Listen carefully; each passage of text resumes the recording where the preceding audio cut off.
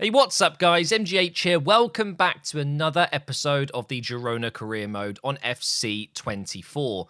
Doing a post commentary at the start here, and then later on, we're going to jump into some of the live stuff. We've got absolutely huge games coming up. We've got 4 games to go until the end of the season, and we are just 1 point clear of Sevilla. So, to keep you guys guessing, I'm going to show you the 4 games without looking at the table.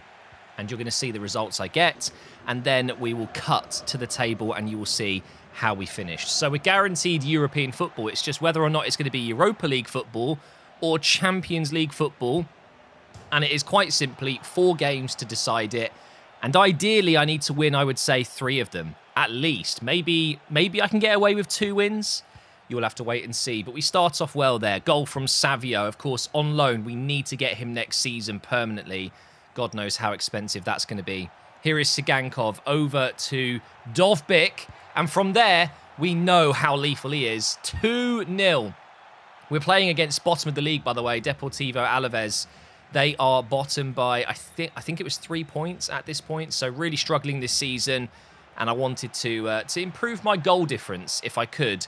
2-0 already into the second half here.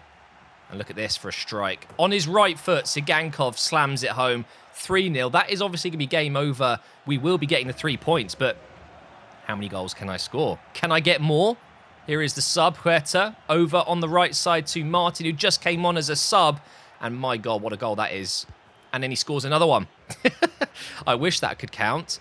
He's actually done really well here as well, though, to win the ball back with the slide tackle. The chip over the top. I switch back to him, and there he does get his second goal, and it's our 5th goal. A nice 5-0 win. He had to start in the next game. He came on as a sub and scored 2. Very underrated player in this team.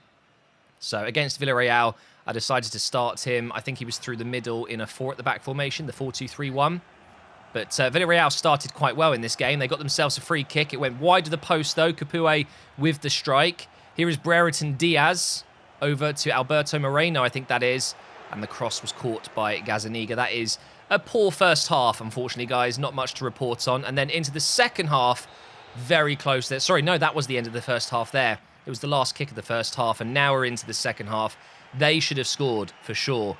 But we've got Sigankov running down this right side, using that pace, stretching his legs. Lazaro with the strike, and it is saved by the legend that is Reina, still playing. Unbelievable, isn't it? Gomez to Miguel Gutierrez, the cross caught by Reina, and then into the final seconds of the game. Honestly, guys, it was actually an okay game, just no goals. So, we've dropped points. Yeah, it's a little bit worrying, isn't it? A little bit concerning.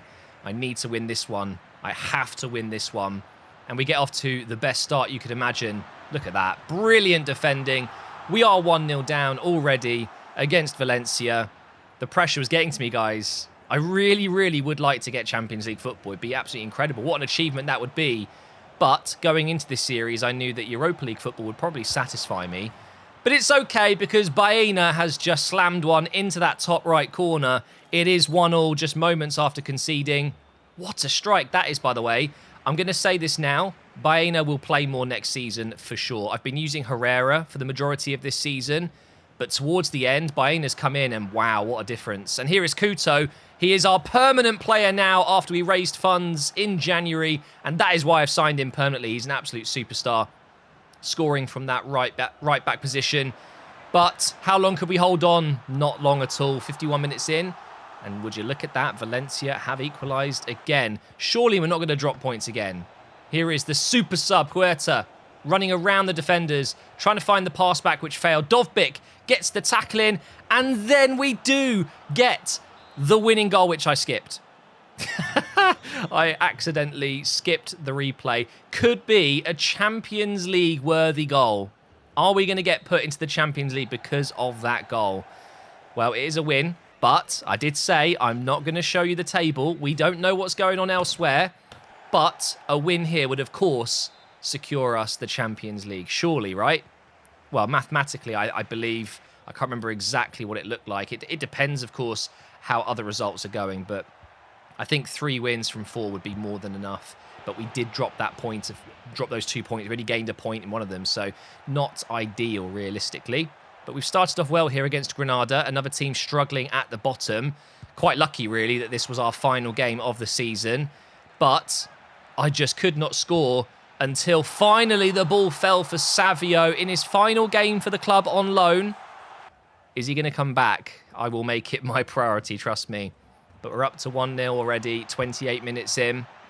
Can we maybe get a second goal? Just a little bit later, Lazaro, he's causing absolute mayhem in the box, and he just puts it wide. Have a look at this replay. There is zero curve on this. That's a finesse shot. What's that all about? Should be 2-0. Ball coming in from the captain. It's a good delivery. Eric Garcia also playing his final game, potentially, for the club whilst on loan. Are we going to get him permanently?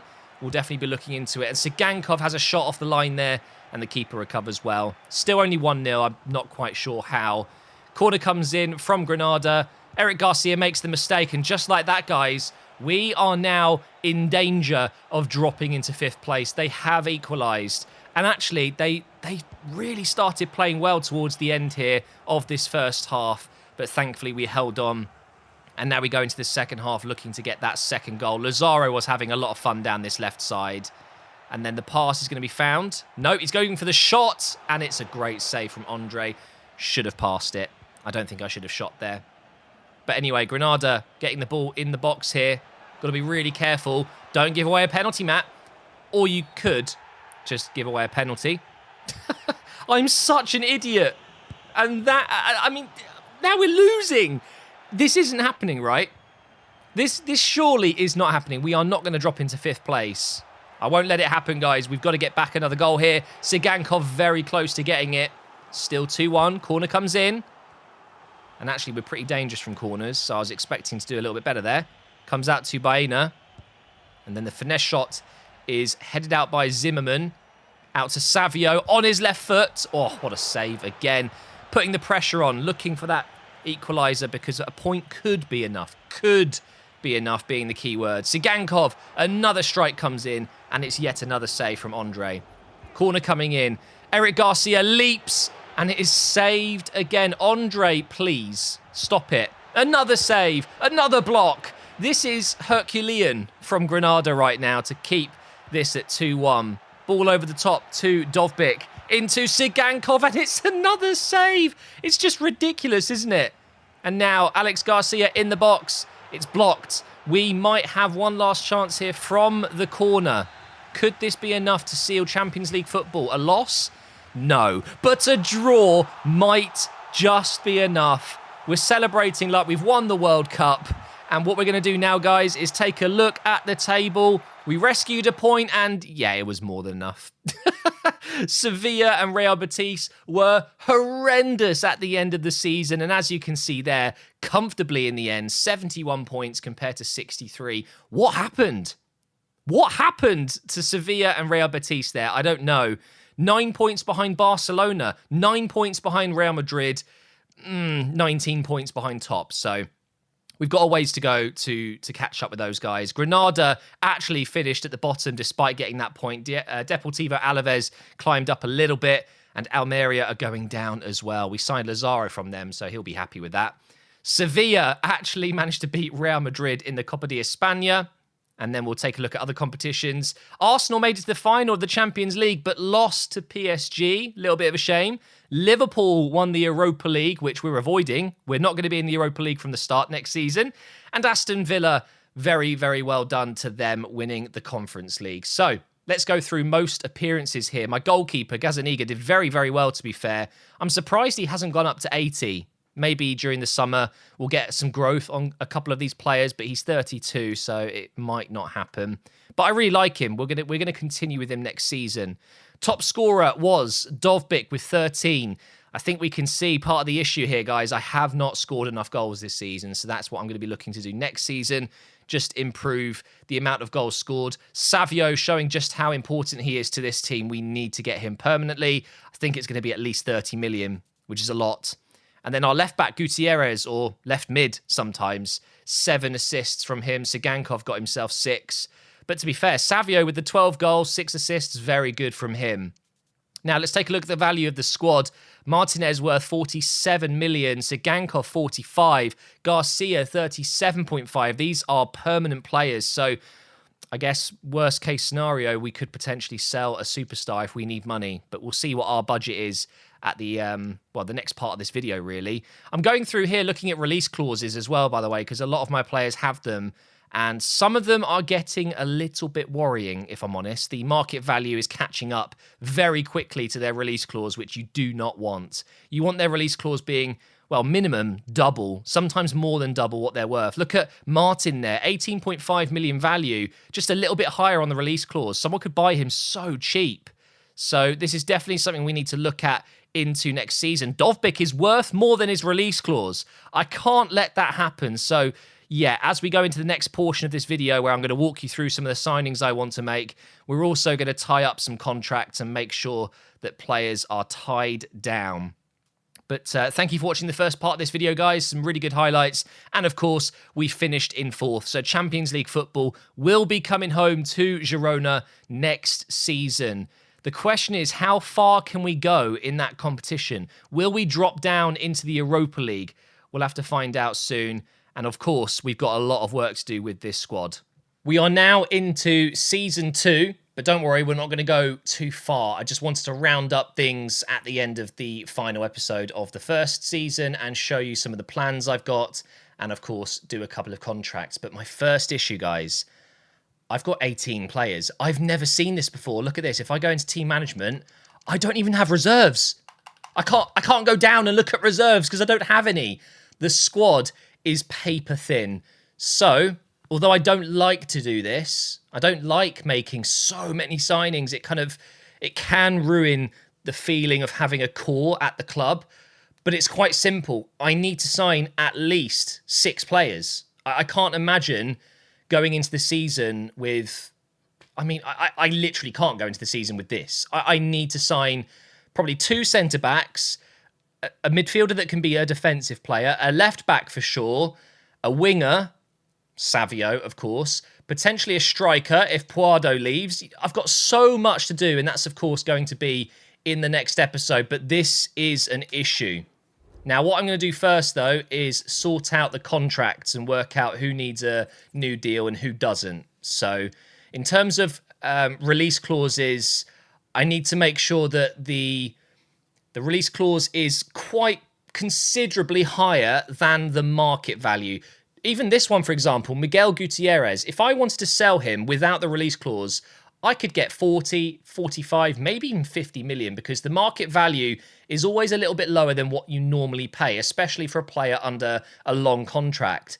So someone could come in and pay 36. That's a very good deal. This is a really good example. Gomez, 10.5 million value, but a release clause of 25 million. No one's realistically going to pay that, but if they do, happy days. I've got a load of money for a player that isn't worth that much money, although he is fantastic.